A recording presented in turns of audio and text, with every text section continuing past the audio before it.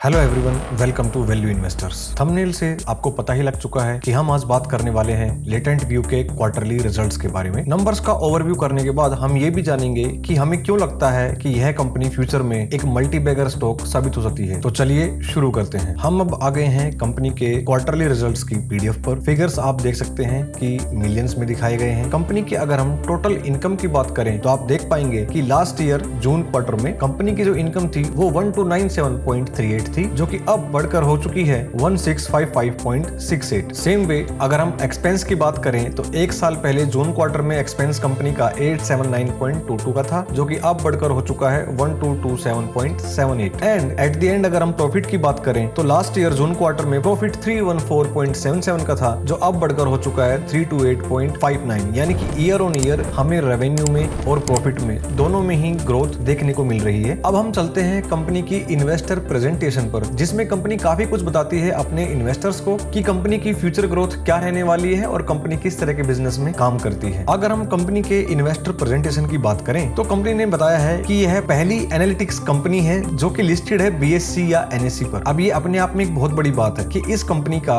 कोई कंपटीटर ही नहीं है। अब चूंकि इसका कोई पीयर्स ही नहीं है, इसका कोई कंपटीटर ही नहीं है, तो हम ये मान के चल सकते हैं कि जो भी रिजल्ट आएगा, जैसा भी आएगा, इसी कंपनी को बेनिफिट होगा। यानी कि एक मोनोपोली कंपनी है। अब सिर्फ यही एक पॉइंट ऐसा नहीं है जिससे कि कंपनी का बिजनेस बढ़िया हो जाता है। आगे हम देख सकते हैं कि कंपनी के पास 30 ऐसे क्लाइंट हैं जो फॉर्च्यून 500 कंपनी से बिलोंग करते हैं। यानी कि वर्ल्ड में जो टॉप 500 कंपनीज हैं उसमें से 30 कंपनी इस कंपनी के क्लाइंट हैं। 3 रीजन्स में कंपनी अपना बिजनेस चलाती है, जो कि है यूएस, यूरोप और एशिया पैसिफिक। कंपनी के पास 1000 से भी ज्यादा वर्कफोर्स है। और वॉइस ऑफ कस्टमर की बात करें तो इनको 8.5 का स्कोर फाइनेंशियल ईयर 23 में मिला था आउट ऑफ 10। अब चूंकि एक नो नथिंग इन्वेस्टर के लिए इस कंपनी का बिजनेस इजी टू अंडरस्टैंड नहीं है, लेकिन इसका मतलब ये नहीं है कि हम हमेशा अपने सर्कल ऑफ कॉम्पिटेंस में ही काम करेंगे। अगर हमें कुछ लुक्रेटिव अपॉर्चुनिटी दिखाई देती है तो जरूर हम उसके लिए ट्राई भी करेंगे। यहाँ पर कंपनी ने अपने कुछ अवार्ड्स और रिकॉग्निशन भी बताए हैं, तो इनको आप एक गो थ्रू कर सकते हैं। साथ ही साथ जो कंपनी के की पार्टनरशिप्स हैं वो है Amazon वेब सर्विसेज के साथ, गूगल क्लाउड के साथ, माइक्रोसॉफ्ट के भी साथ है, एडोब के भी साथ है। यानी कि ये जो बड़ी बड़ी कंपनीज हैं इनके साथ कंपनी की पार्टनरशिप भी है। कंपनी पिछले 17 सालों से इस बिजनेस में काम कर रही है। यानी कि कंपनी के पास जो एक्सपीरियंस है वो 17 साल के आसपास का है, जिसका मतलब ये है कि कंपनी की जो टीम है वो काफी एक्सपीरियंस्ड है, कोई न्यू टीम नहीं है। 2021 में कंपनी स्टॉक मार्केट पर लिस्ट हुई थी। ये आप उनके ग्रोथ जर्नी में देख सकते हैं। कंपनी ने अपने ग्लोबल सब्सिडरीज और ग्लोबल डिलीवरी सेंटर्स को वर्ल्ड मैप पे दिखाया है। रेवेन्यू की अगर हम बात करें तो यूएसए से 96.5% का रेवेन्यू था फर्स्ट क्वार्टर में इनका, यूरोप से 0.3 और रेस्ट ऑफ द वर्ल्ड से 3.2। यानी कि मेजर जो रेवेन्यू कंपनी का आता है वो यूएसए से आता है। रेवेन्यू को इन्होंने इंडस्ट्री वाइज भी स्प्लिट कर दिया है। फॉर एग्जांपल टेक्नोलॉजी से 69.2%, इंडस्ट्रियल हब से 13.6, कंज्यूमर एंड रिटेल इंडस्ट्री से 9.7 और फाइनेंशियल सर्विसेज इंडस्ट्री से 7.5% का रेवेन्यू इनका आता है। अब चूंकि यह कंपनी एक आईटी कंपनी मानी जानी चाहिए, तो ये कस्टमर एनालिटिक्स, मार्केटिंग एनालिटिक्स,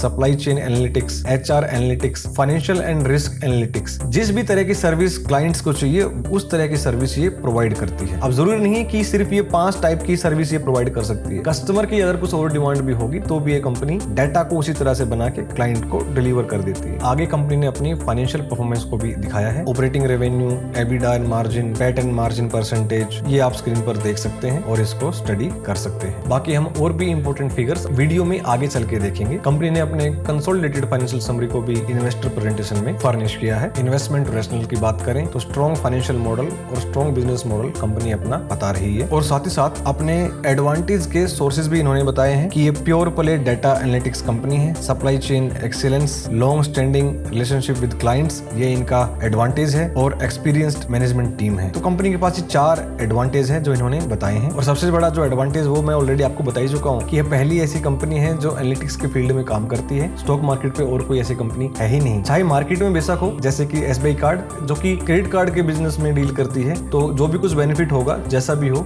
वो उसी की ही मोनोपोली मानी जाएगी। आगे हम आ गए हैं कंपनी के क्वार्टरली रिजल्ट्स पर। जून 20 से लेकर जून 23 तक हम देख सकते हैं कि ईयर ऑन ईयर अगर हम परफॉर्मेंस चेक करें तो जून 20 में नेट प्रॉफिट था कंपनी का 23 करोड़ का, जून 21 में हो गया ये 22 करोड़ का, जून 22 में हो गया 31 करोड़ का और जून 23 में हो गया 33 करोड़ का। यानी कि प्रॉफिट में आप ग्रोथ साफ साफ देख सकते हैं। अब हम आ गए हैं year on on year company की प्रॉफिट एंड लॉस स्टेटमेंट पर। यहाँ पर आप देख सकते हैं कि नेट प्रॉफिट मार्च 13 में 8 करोड़ का था, जो कि अब मार्च 23 में बढ़कर 155 करोड़ का हो गया। यानी कि कंपनी लगातार ग्रोथ मोड में ही हमें नजर आ रही है। कंपाउंडेड सेल्स ग्रोथ की बात करें तो पिछले 10 सालों में 32% की CAGR से कंपनी ने ग्रो किया है। प्रॉफिट की बात करें तो वो 35% CAGR के हिसाब से हमें देखने को मिलता है। अब चूंकि कंपनी को आए हुए स्टॉक मार्केट पर काफी कम समय हुआ है, तो पिछले 3 साल में आप देख सकते हैं कि रिटर्न ऑन इक्विटी 16% हमें देखने को मिल रही है। कंपनी के रिजर्व्स की अगर हम बात करें तो रिजर्व्स हमें बढ़ते हुए दिखाई दे रहे हैं, और बोरोइंग्स की बात करें तो बोरोइंग्स हमें घटती हुई दिखाई दे रही है। शेयर होल्डिंग पैटर्न की बात करें तो प्रमोटर की होल्डिंग 65% से ज्यादा की हमें देखने को मिल रही है जून क्वार्टर में। FIIs की 1.83 और DIIs की